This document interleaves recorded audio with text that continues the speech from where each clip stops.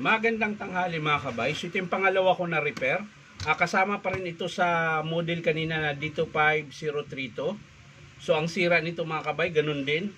Wala siyang forward. Ayan. I-testing po natin mga kabay. Ayan, kinabitan ko na rin ng bala. Ayan. So reverse po siya. Pag nilagay ko sa forward, ayan, wala rin po siya. Ito naman, kahit naka-reverse siya, tas hindi mo hawakan yung reverse, namamatay siya. Nagalaw pala mga kabay.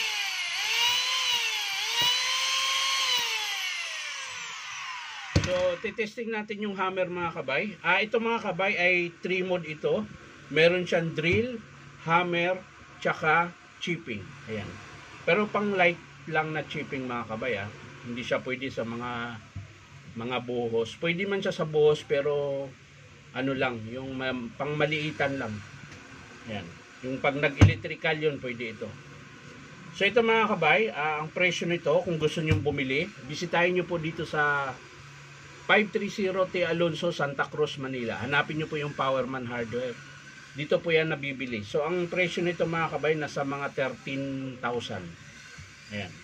So yan, titesting natin mga kabay. Naka-reverse po yan. Wala siyang forward. So, nakalagay po siya sa drill. Ayan. Ibig sabihin yan mga kabay, pag nasa taas, drill.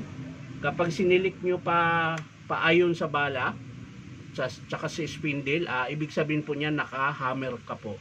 Kapag binaba nyo ito, ayan, nakaturo sa baba. Ayan. Ibig sabihin naka-chipping po kayo. Ayan, so babalik natin sa drill muna. Ayan.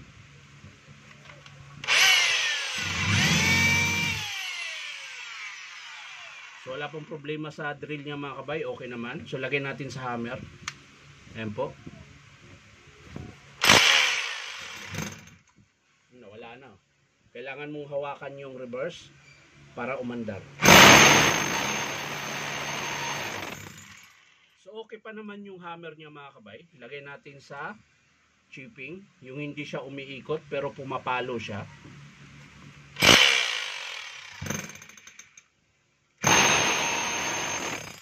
So medyo mahina lang siya mga kabay.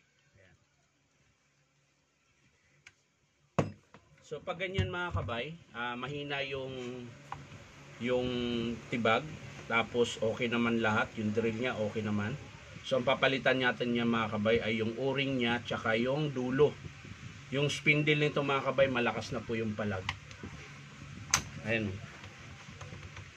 Yan. Tapos meron kasi siyang o-ring doon sa spindle na naka-assembly. Kaya pinapalitan ko rin yung kanyang spindle. So ito pala mga kabay, ito yung tinatawag nila na quick release. Ayan po. Nakakalas po siya. Pag gusto mong palitan ng pambutas na ordinary tulad ng bakal tsaka kahoy, meron pong nabibiling chuck adapter, ilalagay nyo po dito. So sa pag-lock nyan mga kabay, ganyan lang po. Ikutin nyo lang yan. Yan. Pag tumunog, ibig sabihin nag-lock na yan. Kapag kinalas mo naman, ayan, ikutin mo lang siya. Yan. So okay na siya mga kabay. Check natin din kasi ganun din ang sira nito mga kabay, tulad ng pinakita ko kanina. Maari pong pudpud po yung terminal nito, yung sa brush holder, kaya po siya walang forward, puro reverse.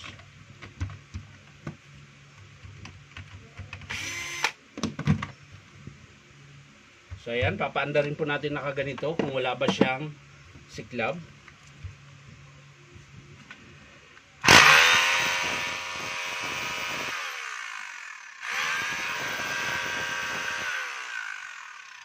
So okay na okay yung kanyang tawag nito, yung kanyang armature, okay siya. So balik natin mga kabay. So ang estimate din natin mga kabay, kapares din doon sa nauna nating in-estimate.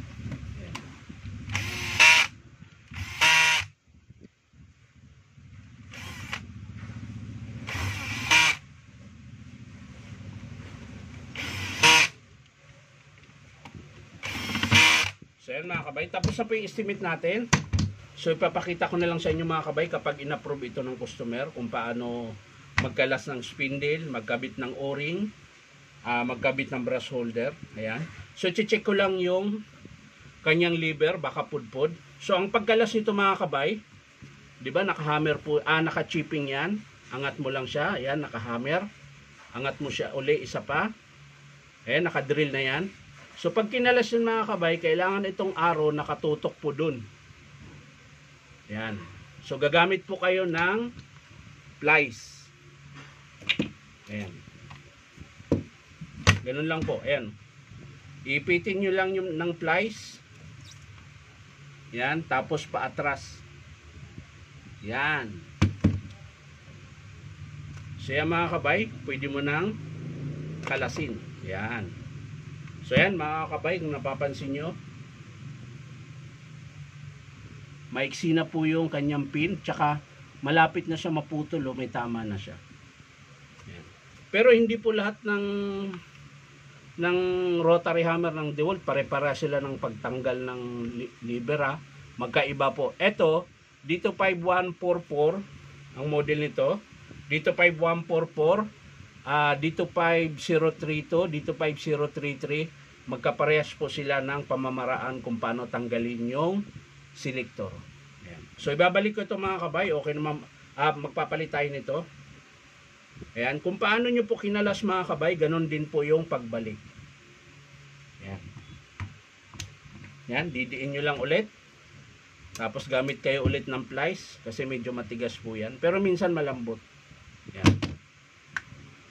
So ayan, nakadrill na po yan. Ayan. So ang papalitan natin mga kabay, ulitin ko, brush holder, lever, tsaka spindle. So yan lang mga kabay, maraming salamat sa panunood at palike and share na rin po. Ulitin ko lang sa mga gustong magpa-repair dito, punta lang kayo sa 530 T. Alonso, Santa Cruz, Manila. At hanapin nyo lang yung Powerman Hardware. So maraming salamat mga kabay at syempre hihingi ako sa inyo ng isang subscribe dito po sa aking YouTube account na Inong Tobay. So maraming salamat, bye bye.